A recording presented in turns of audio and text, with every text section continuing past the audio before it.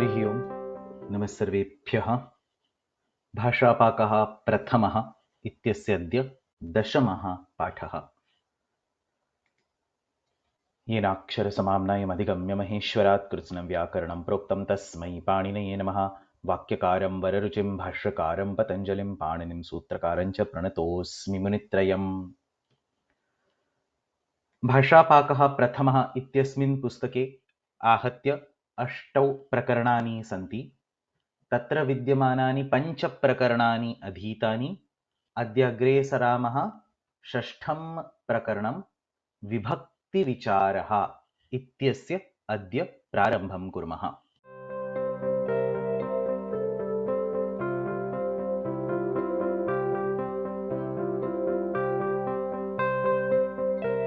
भाषापाकः प्रथमः इत्यस्मिन् पुस्तके विद्यमानः 30 पाठः धातुः सकर्मकः अस्ति उत अकर्मकः इत्यस्य निर्णयः कथं करणीयः इत्यस्मिन् विषये किञ्चित् प्रतिपादयति।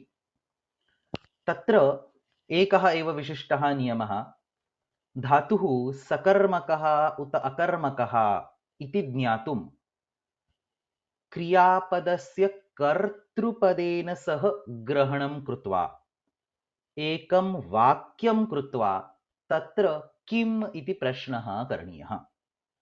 केवलं क्रियापदं स्वीकृत्य किम् इति प्रश्नः न करणीयः, कर्तृपदेन सह क्रियापदं स्वीकृत्य किम् इति प्रश्नः करणीयः।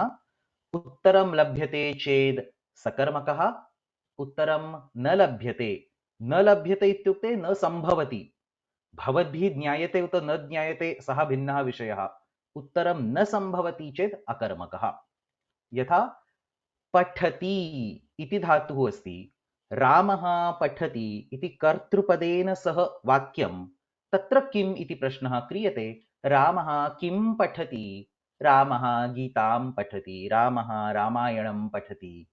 अत्र गीतां रामायणम् इति कर्मपदम्, अतः पठ इति सकर्मकः धातुः। शेते निद्रां करोति, रामः शेते, रामः किं शेते इति निरर्थकः प्रश्नः, अतः तत्र शीङ् इति अकर्मकः धातुः। सीता किं लिखति, सीता पत्रं लिखति, पत्रम् इति कर्मपदम्, अतः लिख इति सकर्मकः धातुः। मित्रः किम् उपविशति, तत्र उत्तरं न सम्भवति, निरर्थकः प्रश्नः, अतः उपसर्गपूर्वकः विश इति अकर्मकः धातुः। अनेन प्रकारेण कर्तृपदेन सह क्रियापदस्य ग्रहणं कृत्वा किम् इति प्रश्नः करणीयः। तत्र उत्तरं लभ्यते चेत् सकर्मकः धातुः, तत्र उत्तरं नास्ति चेत् अकर्मकः धातुः। कुत्रचित् विवक्षाम् अनुसृत्य, योर इंटेंशन ऑफ स्पीकिंग, विवक्षाम् अनुसृत्य सकर्मकत्वम् अपि भवितुम् अर्हति, अकर्मकत्वम् अपि भवितुम् अर्हति। न्यूनानि तादृशानि स्थलानि, परन्तु एकम् उदाहरणम् अत्र दर्शितमस्ति। सामान्यरूपेण फलं किं पतति इति वदामश्चेत् निरर्थकः प्रश्नः, अतः पत इति सामान्यरूपेण अकर्मकधातुः इति स्वीक्रियते। परन्तु कुत्रचित् यस्मिन् स्थले पतनं भवति तस्य अपि कर्मत्वेन विवक्षा क्रियते। So your intention of speaking is to treat that entity where something falls as a karma pada. Validity of such an intention has been prescribed by the grammarians. We cannot change our intentions, or we cannot make our intentions the way we want, but these kind of special cases have been attested by grammarians. अतः यस्मिन् स्थले पतनं भवति तस्य कर्मत्वेन विवक्षा अस्ति चेत् पत इति धातुः सकर्मकरूपेण अपि कुत्रचित् प्रयुज्यते। देवदत्तः कूपं पतति इति तत्र वाक्यं भवितुम् अर्हति, अतः अस्मिन् स्थले पत इति धातुः सकर्मकरूपेण अपि गृह्यते। अनेन प्रकारेण केचन न्यूनाः धातवः एतादृशाः सन्ति, परन्तु सामान्यरूपेण किम् इति प्रश्नस्य उत्तरं लभ्यते चेत् सकर्मकः, उत्तरं न लभ्यते चेत् अकर्मकः इति सामान्यः आशयः। अनेन प्रकारेण सकर्मकः धातुः अकर्मकः धातुः च पृथग्रूपेण ज्ञातुं शक्यः इति अत्र अस्य पाठस्य आशयः। अत्रैव भाषापाकः प्रथमः इत्यस्मिन् पुस्तके विद्यमानः 30 पाठः समाप्तः।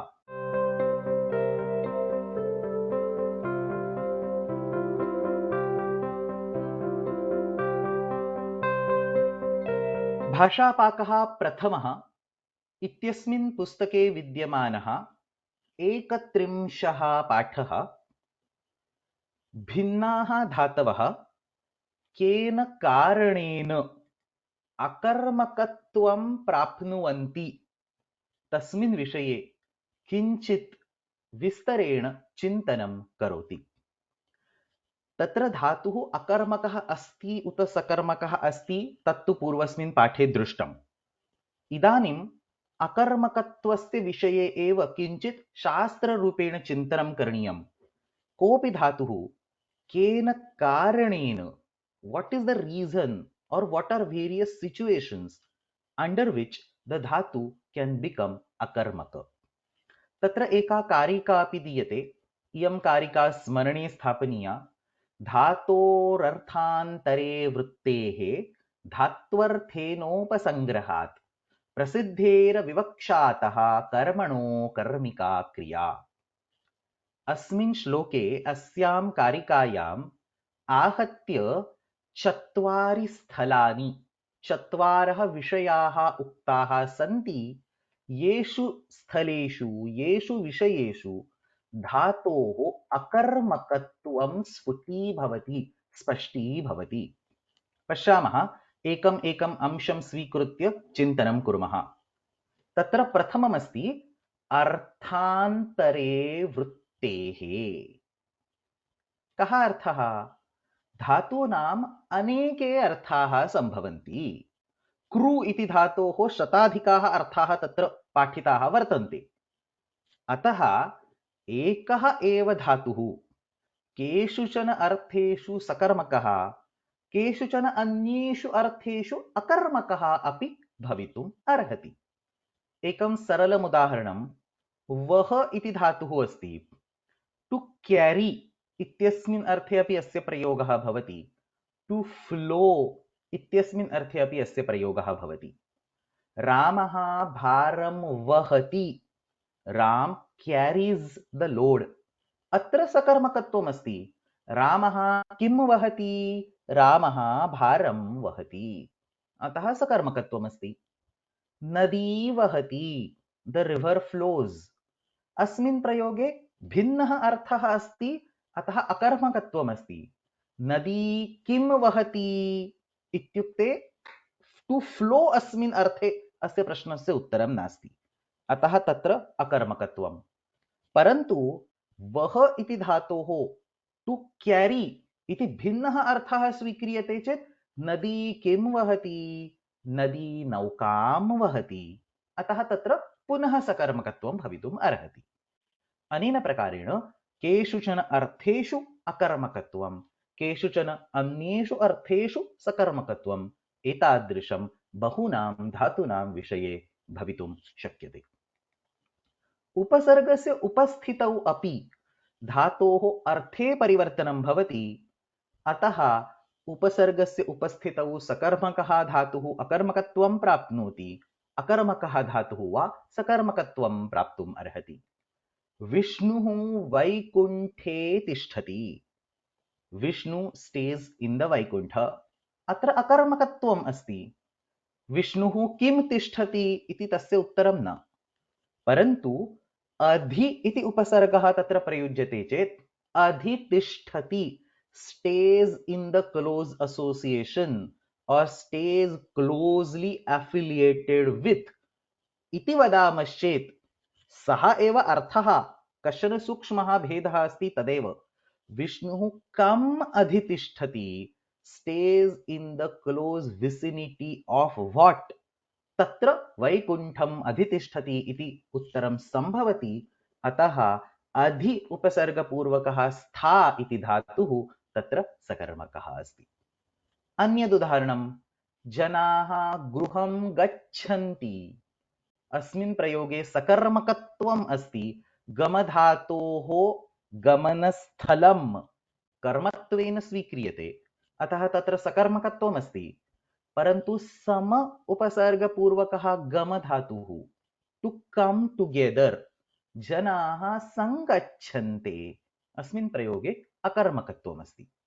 अनेन प्रकारेण प्रथमः विषयः अर्थान्तरे वृत्तेः, तत्र धातोः अर्थे परिवर्तनं भवति चेत् सकर्मकः धातुः अकर्मकत्वं प्राप्नोति, अकर्मकः धातुः वा सकर्मकत्वम् अपि प्राप्तुम् अर्हति।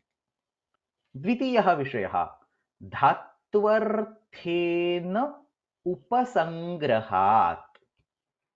यदि धातोः अर्थे धात्वर्थे एव कर्मपदस्य अपि निर्देशः वर्तते, if the meaning of the dhatu is such that it will include the karmapada automatically, we will see the examples, तर्हि तत्र पृथक् कर्मपदं न आवश्यकम्, अतः तत्र धातुः अकर्मकत्वं स्वीकरोति। यथा नृत्यति इति धातुः अस्ति, तत्र नृत्यम् इति कर्मपदं धातोः अर्थे एव सम्मिलितम्। नृत्यति इत्युक्ते परफॉर्म्स अ डांस। नृत्यम् इति कर्म धातोः अर्थे एव संगृहीतम् अस्ति, अत्र पृथक् कर्मपदं न आवश्यकम्, अतः देवदत्तः नृत्यति इति अकर्मकप्रयोगस्य उदाहरणम्। जीवति टू ब्रीद द एयर, प्राणधारणक्रियां करोति। अत्रापि जीवति इत्यस्मिन् धातौ एव वायुं प्राणं जीवति इति सम्मिलितमस्ति, अतः तत्र वायुं जीवति एतादृशः प्रयोगः साधुत्वं न प्राप्नोति। प्राणः नो चेत् वायुः इति कर्म धातौ एव संगृहीतं वर्तते, अतः पृथक् कर्मपदं तत्र न आवश्यकम्। देवदत्तः जीवति इति सामान्यरूपेण अकर्मकत्वेन प्रयोगः दृश्यते। अनेन प्रकारेण द्वितीयः विषयः धात्वर्थेन उपसंग्रहात्। धात्वर्थे एव उपसंग्रह मीन्स् इन्क्लूजन्। धात्वर्थे एव कर्मपदस्यापि उपसंग्रहः क्रियते, निर्देशः क्रियते चेत् पुनः पृथक् कर्मपदं नावश्यकम्।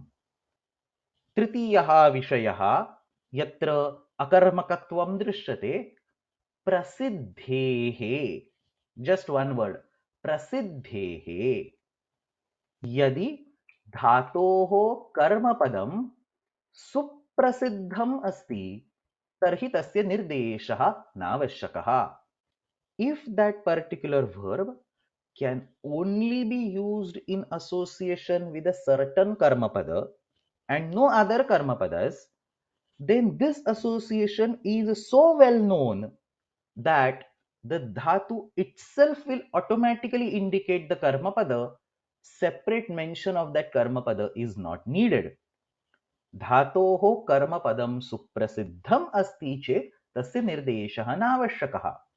यथा वर्षति इति वदामश्चेत् पर्जन्यं रेन् जलम् इत्येव तत्र वर्षति इत्यनेन सह अन्वेति, अतः वर्षति इत्यस्य प्रयोगे एव पर्जन्यस्य निर्देशे जाते पुनः पर्जन्यं वर्षति, जलं वर्षति, वर्षां वर्षति इति सर्वः निर्देशः नावश्यकः, अतः मेघः वर्षति इत्येव साधु।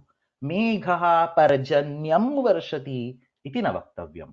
इन्द्रः वर्षति इत्यादिषु स्थलेषु वर्ष इति धातुः अकर्मकरूपेण प्रयुज्यते।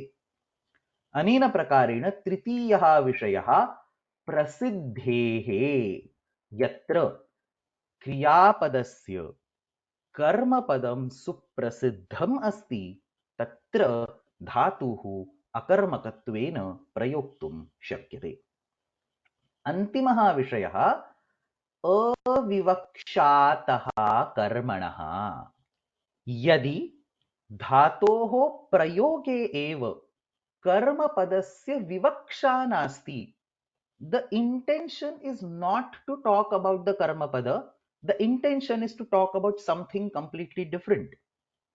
तत्र यद्यपि धातुः मूलरूपेण सकर्मकः अस्ति तथापि तस्मिन् वाक्ये सः अकर्मकत्वं स्वीकरोति। एकम् उदाहरणं, हितात् न यः संशृणुते स किं प्रभुः। सो हितात् इत्युक्ते हितवचनं यः वदति तस्मात् मनुष्यात्। If a person is telling something of a benefit, then if the king does not listen to that person, then he is not a good king. So somebody who is a well-wisher, you do not look at his position. He might be a minister or he might be the lowest member of the public or the praja. But if he is telling something of your benefit, even a king should listen to it. हितात् न यः संशृणुते सः किं प्रभुः. How can someone become a good king if he does not listen to a well-wisher? अत्र पश्यामः, शृणुते to listen इति वस्तुतः सकर्मकः धातुः। गीतं शृणोति, पाठं शृणोति इति प्रयोगाः सन्ति, परन्तु अत्र अस्मिन् सन्दर्भे श्रु इति धातोः कर्मपदस्य चिन्तनं नास्ति। किं संशृणुते इति अत्र भिन्नः अप्राप्तः विषयः। The person is telling something good and you should listen to it. That is the context. What he is telling is out of discussion right now. अतः किं संशृणुते इति अप्राप्तम्। अस्य वाक्यस्य कः अर्थः? हितवाचि मनुष्यात् किमपि न संशृणुते सः प्रभुः नास्ति, सः उत्तमः भूपः नास्ति इति आशयः। अतः यद्यपि श्रु इति धातुः वस्तुतः सकर्मकः, तथापि अत्र अस्मिन् सन्दर्भे सः अकर्मकत्वं प्राप्नोति। अनेन प्रकारेण चतुर्षु स्थलेषु धातोः अर्थान्तरे वृत्ते इति प्रथमं, धात्वर्थेन उपसंग्रहात् इति द्वितीयं, प्रसिद्धेः इति तृतीयम्, अविवक्षातः कर्मणः अकर्मिका क्रिया। एतैः चतुर्भिः बिन्दुभिः धातोः अकर्मकत्वं स्पष्टीभवति इति अत्र आशयः। केचन पण्डिताः अकर्मकधातूनाम् एकाम् आवलीम् अपि निर्देशयन्ति, लिखन्ति। वृद्धिक्षयभयजीवितहरणं लज्जासक्तास्थितिजागरणं शयनक्रीडारुचिदित्यर्थाः धातुगणं तम् अकर्मकम् आहुः. So this is a novice attempt made at enumerating, listing lots of akarmaka meanings, not necessarily dhatus, akarmaka dhatvarthaha meanings in a shloka. This is not necessarily a benchmark, this is not necessarily a sutra, this is not a standard, this is just an attempt. There will be some cases, for example hasati इति अस्ति, सः धातुः अत्र अस्याम् आवल्यां न वर्तते, अतः अयं श्लोकः as a helper अस्माभिः ज्ञातुं शक्यते, परन्तु this is not a standard or this is not an exhaustive list of अकर्मक धातुस्. तत्र कश्चन अन्यः विषयः अपि अस्ति। कुत्रचित् केषुचन स्थलेषु शिष्टप्रयोगं दृष्ट्वा अकर्मकधातवः अपि सकर्मकरूपेण प्रयुक्ताः दृश्यन्ते. So this is reverse. Till now we were talking about how a verb can gain akarmakatvam. Now we are talking the reverse thing. मूलरूपेण अकर्मकः धातुः अस्ति, परन्तु कुत्रचित् सकर्मकत्वं प्राप्नोति। तादृशानि कानिचन उदाहरणानि सन्ति। शिष्टप्रयोगाः एव। भुजविजितविभानरत्नाधिरूढः प्रतस्थे पुरीम्। पुरीम pratasthe. So he went or left in order to reach Puri. तत्र प्र उपसर्गपूर्वकः स्था इति धातुः, तस्य इदं लिट् लकारस्य रूपमस्ति। अयं धातुः अकर्मकः अस्ति, अतः पुरीं प्रतस्थे इति प्रयोगः तादृशः साधुत्वं न प्राप्नोति। परन्तु अत्र पुरीं प्रतस्थे इत्यस्य अर्थः पुरीम् उद्दिश्य प्रतस्थे, left in order to reach Puri. अतः उद्दिश्य इन रेफरेंस टू इति शब्दं स्वीकृत्य अकर्मक धातूनां विषये अपि कुत्रचित् सकर्मकत्वं कृतं दृश्यते। अस्मिन् सन्दर्भे मल्लिनाथः स्पष्टीकरोति, अत्र प्रस्थानक्रियायाः अकर्मकत्वे अपि तद् अंगभूत उद्देश्यक्रियापेक्षया सकर्मकत्वम्। मूलरूपेण प्रतस्थे इति अकर्मकः धातुः अस्ति, परन्तु तत्र उद्दिश्य इत्यस्य अध्याहारः क्रियते। उद्दिश्य इति धातुः सकर्मकः अस्ति। किम् उद्दिश्य, कम् उद्दिश्य इति वक्तुं शक्यते। अतः उद्दिश्य इत्यस्य पुरीम् इति कर्मपदं तस्य प्रतस्थे इत्यत्रापि अतिदेशः आरोपणं भवति। प्रस्थानक्रियायाः अकर्मकत्वे अपि तद् अंगभूत उद्देश्यक्रिया अपेक्षया सकर्मकत्वम्। अपेक्षया इत्युक्ते बिकॉज ऑफ दैट उद्देश्यक्रियां दृष्ट्वा तस्याः अनुषंगेन सकर्मकत्वं भवितुम् अर्हति। अन्यानि अपि कानिचन उदाहरणानि सन्ति। महाभारते ऋषयः वै सरस्वत्यां सत्रमासत। सत्रम् आसत। आसत इत्युक्ते sat down. Now sat down cannot be sakarmak, परन्तु तत्र सत्रम् आसत, सत्र an event of यज्ञ, get together इति वदामः। तत्र सत्रम् आसत इत्यस्य अन्वयः कथं? सत्रम् उद्दिश्य आसत। In order to have a yajna, in order to have a get together, they sat down. यथा स्वगृहस्थः श्वा व्याघ्रं वनगतं भषेत्। भषेत् टू बार्क इत्यत्र अयम् अकर्मकः धातुः, परन्तु तत्र व्याघ्रं वनगतं भषेत्। Actually very beautiful quote. A dog in his home can bark at tigers who are in the jungle. यथा स्वगृहस्थः श्वा व्याघ्रं वनगतं भषेत्। अत्र वस्तुतः भष इति धातोः कर्मत्वं नास्ति, तथापि व्याघ्रं भषेत् इत्यस्य कः अन्वयः? व्याघ्रम् उद्दिश्य भषेत्। तत्र उद्दिश्य इत्यस्य अध्याहारं कृत्वा तस्य कर्मपदं मूलधातुना सह अन्वेति। अनेन प्रकारेण एतेषु उदाहरणेषु अकर्मकधातवः अपि शिष्टप्रयोगं दृष्ट्वा सकर्मकरूपेण प्रयुक्ताः दृश्यन्ते। एतादृशम् अस्मिन् पाठे आदौ अकर्मकत्वस्य विस्तरः, तदनन्तरं च अकर्मकधातूनाम् अपि उद्दिश्य इत्यस्मिन् सन्दर्भे सकर्मकत्वं कथं भवति इति सर्वं चर्चितम् अस्ति।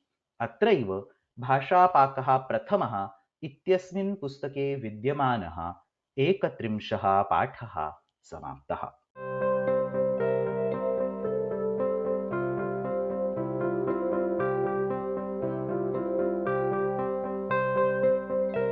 भाषापाकः प्रथमः इत्यस्मिन् पुस्तके विद्यमानः 32 पाठः केषाञ्चन विशिष्टानां धातूनां सकर्मकत्वस्य विषये अधिकं विवृणोति.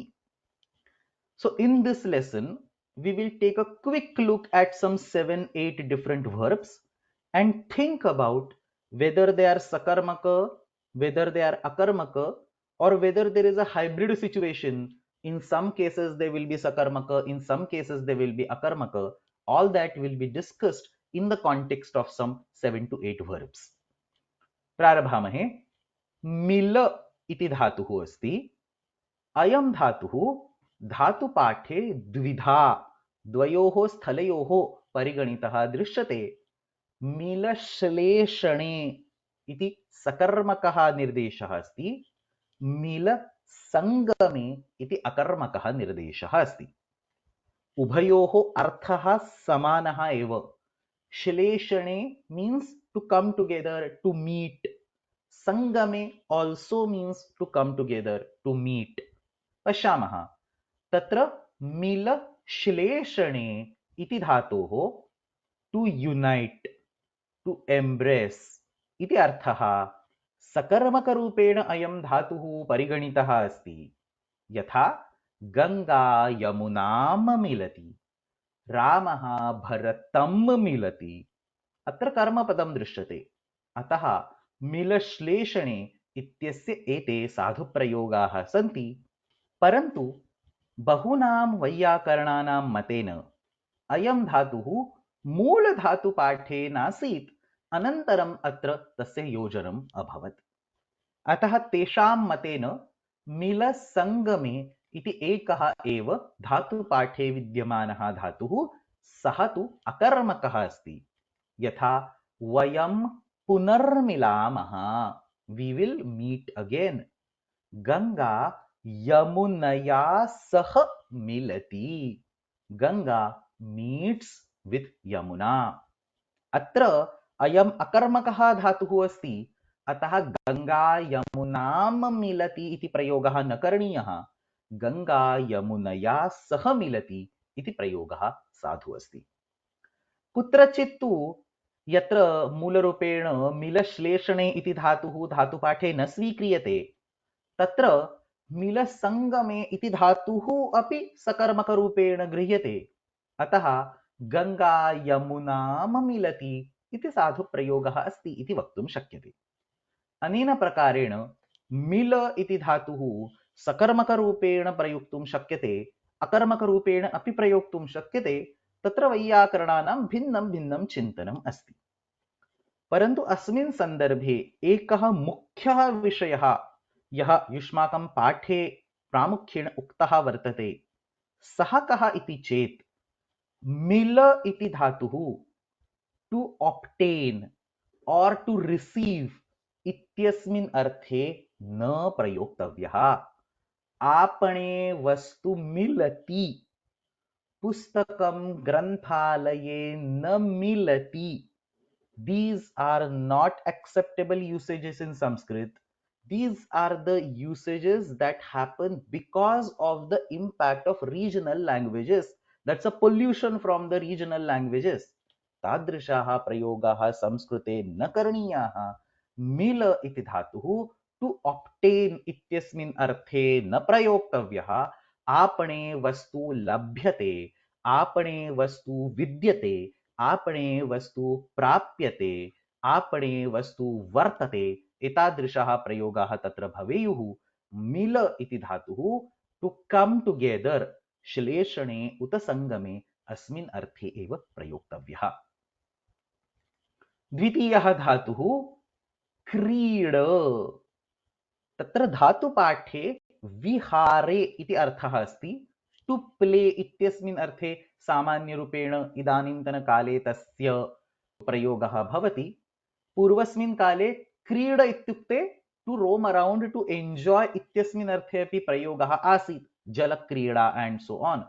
परन्तु प्रामुख्येन इदानीन्तनकाले टु प्ले इत्यस्मिन् अर्थे अस्य प्रयोगः क्रियते. धातुपाठे अयं धातुः अकर्मकरूपेण परिगणितः अस्ति. क्रीडायाः साधनं करणरूपेण स्वीक्रियते. रामः कन्दुकेन सह क्रीडति. Because this dhatu is akarmaka, You cannot say Ramah Kandukam Kridati. You should say Ramah Kandukena Sah Kridati. इदानीं किञ्चित् चिन्तयामः क्रीड इति धातोः विषये अकर्मकत्वं किमर्थम् इति चेत् क्रीड इत्यत्र वस्तुतः क्रीडा इति प्रसिद्धं कर्मपदम् अस्ति। अतः प्रसिद्धेः कारणात् अकर्मकत्वम्।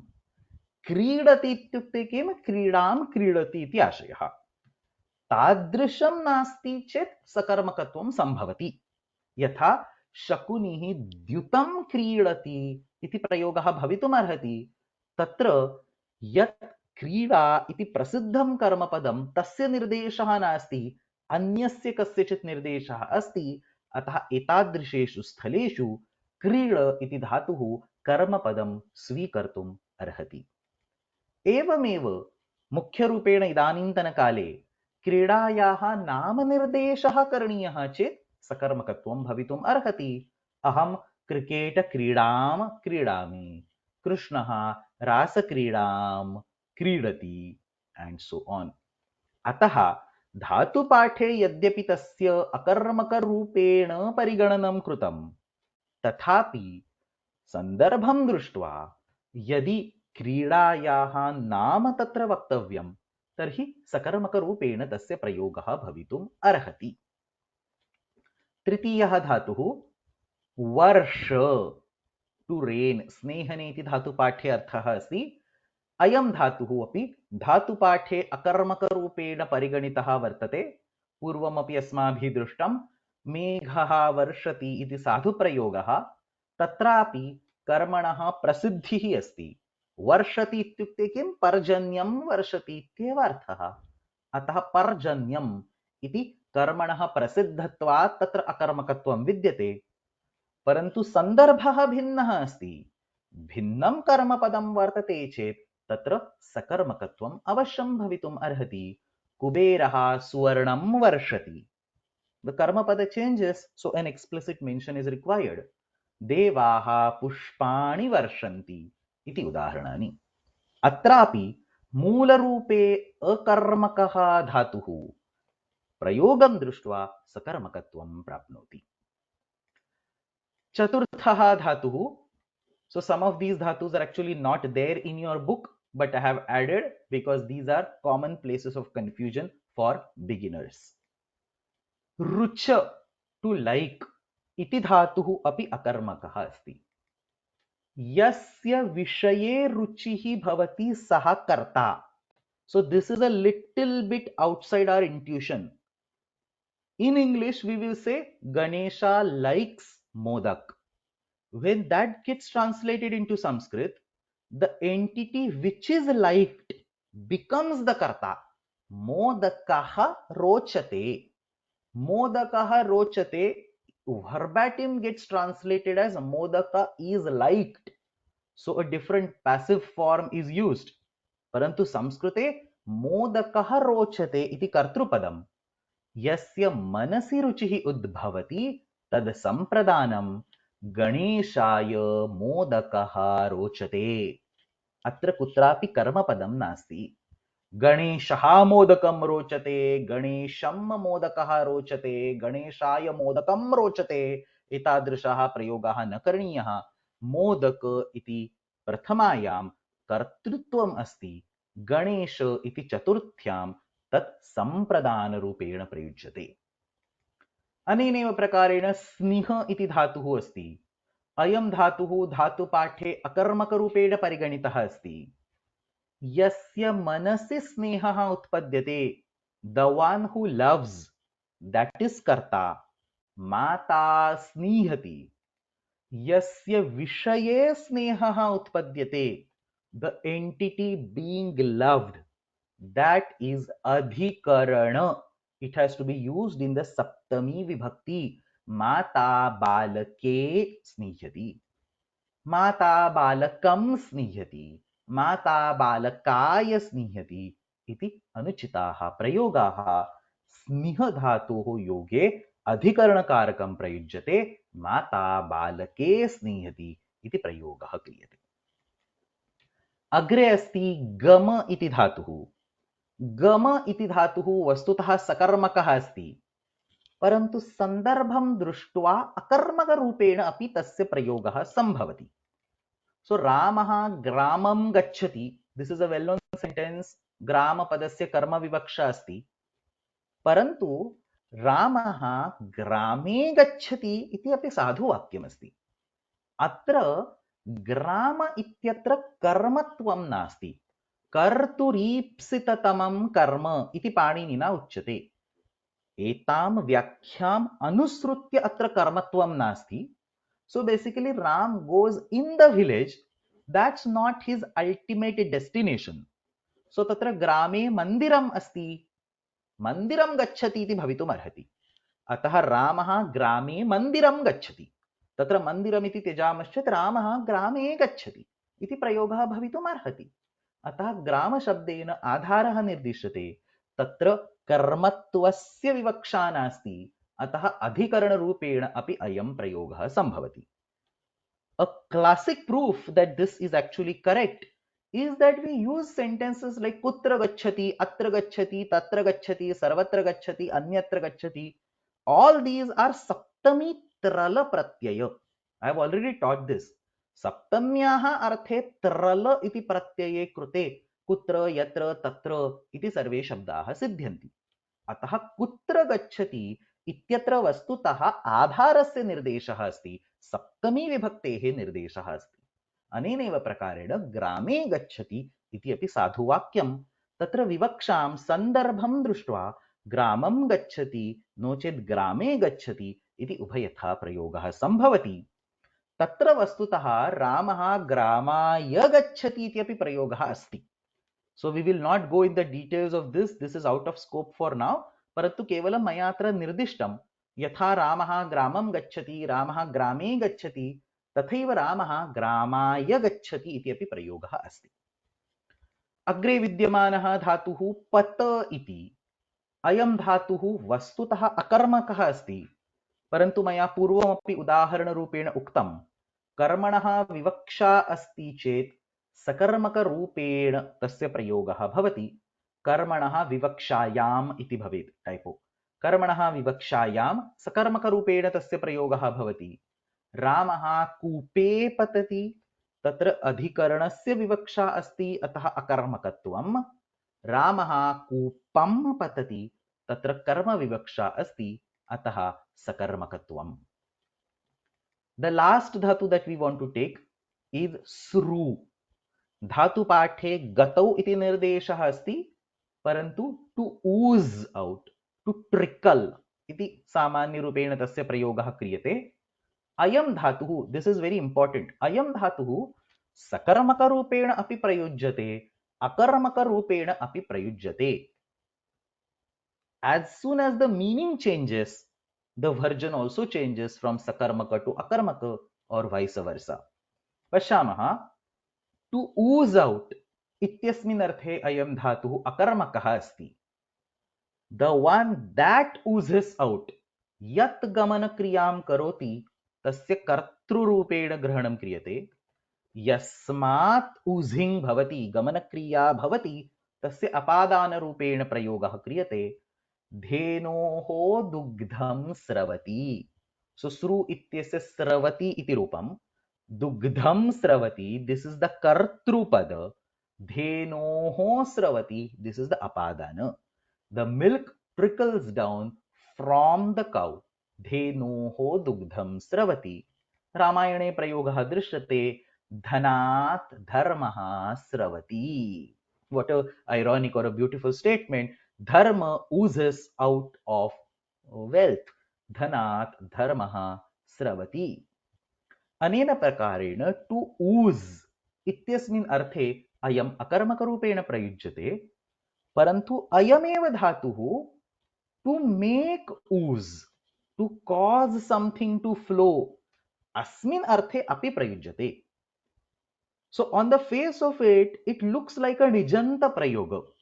To ooze would be the normal prayoga, to make ooze would be the nijanta prayoga, parantu tadrisham nasti.